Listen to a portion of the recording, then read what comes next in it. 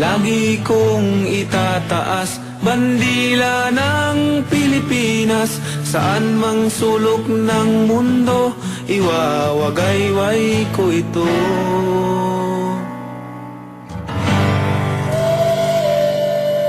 Isang Mexican boxer ang sobrang tibay. Sa tindi po ng Meksikanong boksingerong ito mga kaibigan, binansagan siyang Cobra King ng bansang Mexico. At dahil sa kanyang husay, kinuha siya para maging alaga ni Oscar De La Hoya sa Golden Boy Promotion. Nakatadhana na sana ang pagsikat niya bilang susunod na mukha ng boxing sa bansang Mexico. Ngunit ang kanyang pangarap na sumikat palalo ay biglang naglaho ng kanyang makatapat si Cuadro Alas Janrel Casimero na ating pambato. Parang saging na natumba ang Cobra King ng Mexico nang makatikim ng isang napakalakas na suntok galing kay Cuadro Alas Janrel Casimero.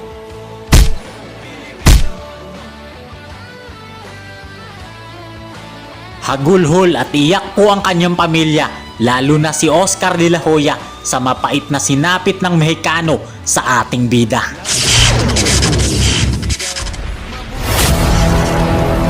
Subscribe. Ang bansang Mexico ay kilala sa buong mundo sa pagkakaroon nito ng magagaling, matatapang at dekalibreng boksingero, at ang bansang Pilipinas naman ang naging katapat nito na kontrapelo. Noong namayagpag si Manny Pacquiao sa international boxing, halos naubos ang magagaling na boksingero ng bansang Mexico. Pero nang matapos ang kanyang era at karera ay tila ba may pumalit sa kanya, si Cuadro Alas Janrel Casimero. Ang tinaguri ang angas ng Pinas. Ang lahat ng mga nakalaban na Meksikano ay kanyang tinalo. Lahat ng mga ito ay bumagsak sa kanyang kamao. Mula kay Pedro Guevara, isang undefeated na Meksikano, ang saging na nabuwal nang makatikim ng isang napakalakas na suntok galing kay Cuadro Alas Janrel Casimero. Bueno, lo que pasa es que fue confiado Pedro el primer round. Felipe Salguero ang nagpahirap kay Nietes na Mexicano. Pero noong makaharap niya si Cuadro Alas Janrel Casimero, kahit gaano siya katibay, ay para siyang saging na natumba at nagmistulang lantang gulay pagkatapos makatikim ng mga mabibigat at malalakas na suntok mula kay Cuadro Alas Janrel Casimero. Kukolektahin yung kanyang weights. Ang ganda! Tingnan mo, oh! Nakatayo pa siya galing doon. Jose Pets, malakas at matangkad na Meksikano sa featherweight division. Ngunit baliwala ang laki at tangkad at kahit gaano kapakalakas kay Cuadro Alas Janrel Casimero. Dahil sa loob lamang ng round 2, bagsak ang Meksikano. Ricardo Espinosa Franco, ang Hindo, ang pinakamalakas daw na Meksikanong boksingero, ay inakalang kayang tapusin si Cuadro Alas Janrel Casimero. Pero ang mandirigmang Indianong ito ay pinaglaruan lang at winasak lang po ng ating pambato.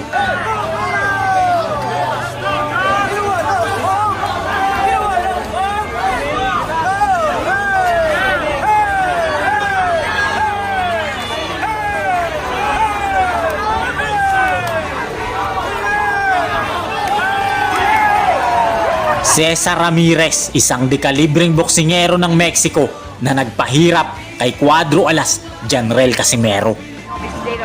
Oh, down! It's down! It's down! And I think it's out!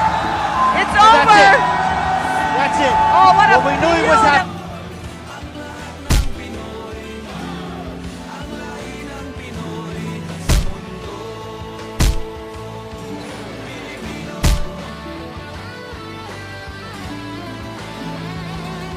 Lahat ng mga Mexikanong ito ay tinapos ni Casimero, pinabagsak gamit ang kanyang napakalakas na kamao. Pero ang pinakamatindi sa lahat ay si Armando Santos, ang tinaguri ang Cobra King ng Mexico dahil sa kanyang makamandag na kamao. At take note mga kaibigan, dahil sa husay nito, ito ay alaga ni Oscar De La Hoya sa Golden Boy Promotion. Ito sana yung boksingero na magiging superstar, susunod na mukha ng boxing sa bansang Mexico, bago tinapos at winasak ni Cuadro Alas Janrel Casimero. Sa galing ng boksingerong ito mga kaibigan, pinapabagsak nito ang mga halimaw na kanya makatapat. Malakobra ang kamandag ng kanyang kamao, kaya hinangaan siya at sikat na sikat sa mga diwatang ring girl ng boksingero. Araw ng Sabado, December 13, taong 2014. Dumayo ang ating kababayan na si Cuadro Alas Janrel Casimero sa balwarte ng kalaban sa Salon Las Palmas, Nuevo Leon, Mexico upang harapin ang bata ni Oscar de la Hoya dito, ang makamandag ng Cobra ng Mexico na si Armando Santos.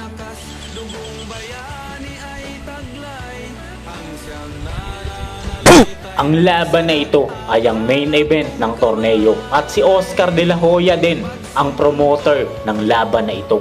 Underdog pa si Janrel Casimero dito at inakala talaga ng mga Mexicano na mananalo talaga ang kanilang pambato.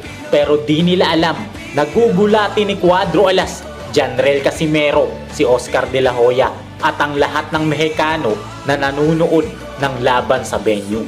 Nagsimula na ang kanilang laban sa round 1 at kitang-kita ang lakas ni Janrel Casimero na na-overpower niya ang Cobra na boksingero ng mga Mexicano.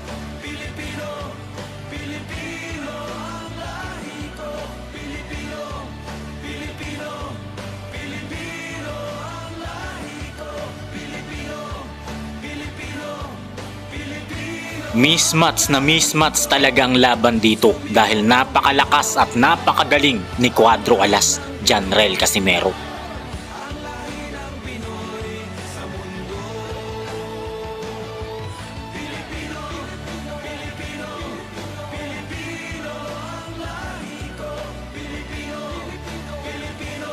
Nakakasuntok naman ang Cobra ng Mexico, kaya lang paisa-isa lang ito.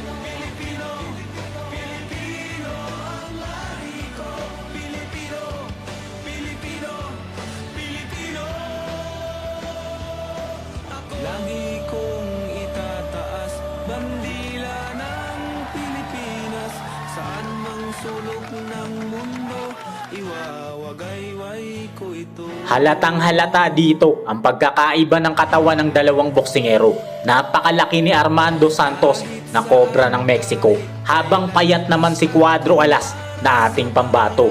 Pero mas madiin pa rin talaga ang mga suntok ni Janrel Casimero.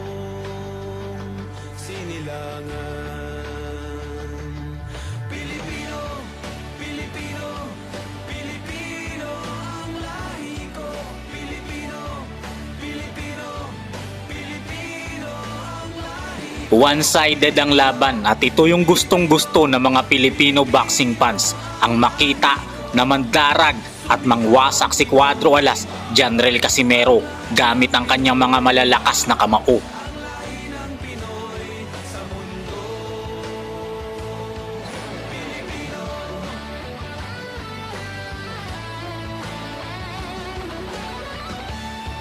Hindi naman basta-basta nagpapatalo ang Cobra ng Mexico at pinapakita na rin na kaya niyang manalo laban kay Cuadro Alas, Janrel Casimero.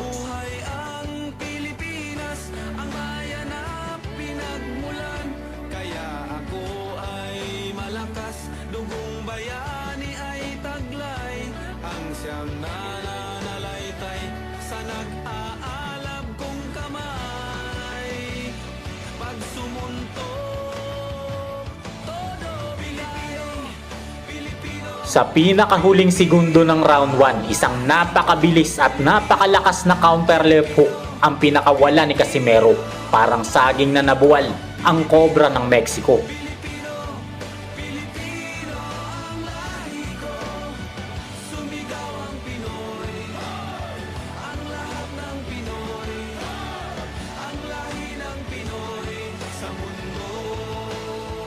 Binilangan ito ng referee at nakatayo pa, pero halatang halata na hilong-hilo na siya. Tumunog na ang bell, kaya nakaligtas pa ang Cobra. Sa round 2, parang bombang sumabog si Cuadro Alas, Janrel Casimero. Nagpakawala ng kaliwat kanang suntok na muling nagpatumba sa Cobra ng Mexico.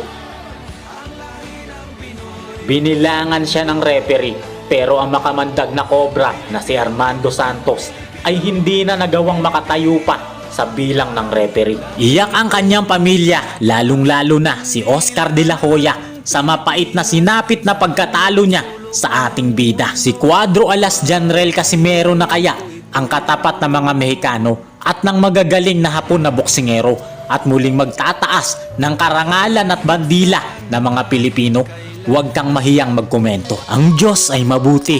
Ibibigay sa iyo ang mga bagay na gusto mo basta't pagsumikapan at ipagdasal mo ito. Amen. Hanggang dito na lamang po ang ating maiksing kwento. Maraming salamat sa lahat ng walang sawang suporta nyo. God bless everyone.